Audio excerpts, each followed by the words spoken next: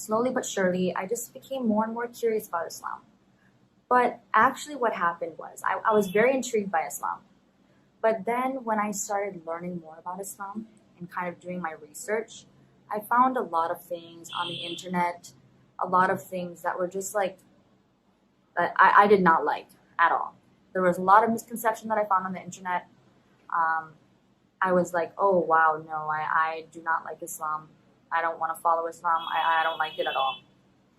Then I researched more because my husband, who was still my friend at the time, I would confront him about these things. I'm like, what is this? Like, I would find something on the internet that was wrong, either misogynistic or like male dominating, something like that. And he's like, this is not Islam. This is culture.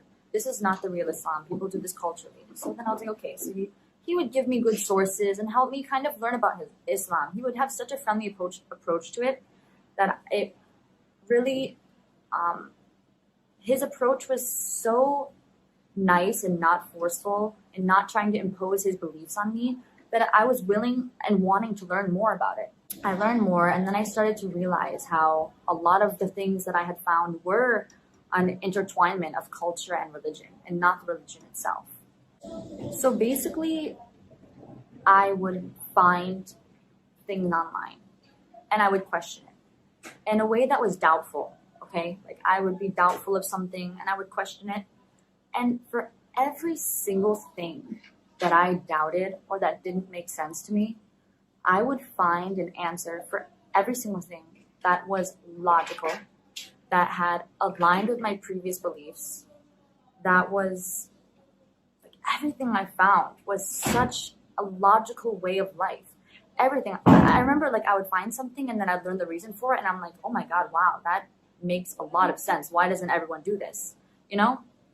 Everything that I found was either peaceful, it was so empowering for women. Like, things that I think that we haven't even grasped in the West yet.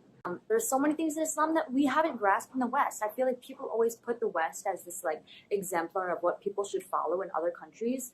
But Islam is so ahead of the West in many ways. There's so many things in Islam that people are now just starting to follow.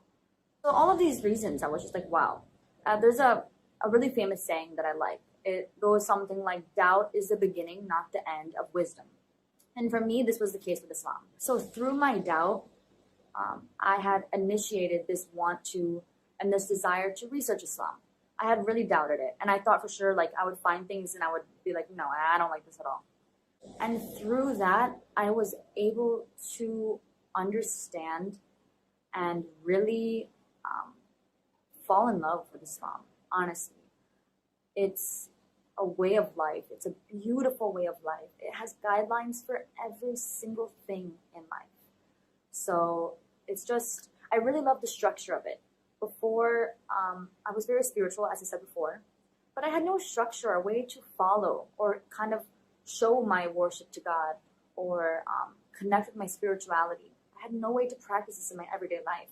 And Islam gave me the guidelines and the ways to do so, that in every single thing that I do, eating, sleeping, talking, the way I drive, every single thing, I can connect with my spirituality and demonstrate my faith through those actions. So, alhamdulillah, I converted. I finally took the decision. I was like full on into it. I'm like, all right, I'm ready. I'm going to convert. Oh, I also, before that, I started eating halal before I converted.